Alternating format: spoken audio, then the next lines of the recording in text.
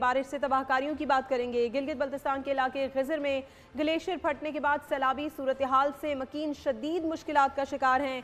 300 से जायद मकानात सैलाब में बह गए। मुतासरीन को खैमा बस्ती में मुंतकिल कर दिया गया है। वज़ीर आला GB ने भी मुतासर इलाकों का दौरा किया। उधर रावशन में सैलाब की बरवक्त इत्तला देने पर चरवाहों को इनामात देने का भी ऐलान कर दिया। गिलगित बल्तिस्तान में लैंडस्लाइडिंग के बाद सैलाबी सूरत हाल।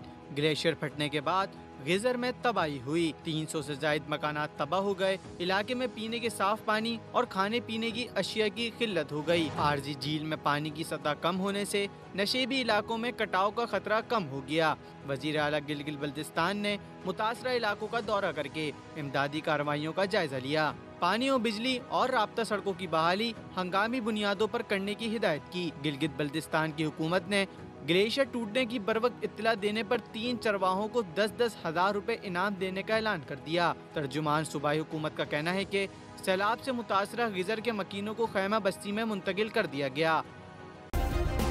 सब्सक्राइब करें और बेल दबाएं ताकि कोई खबर रह न जाए।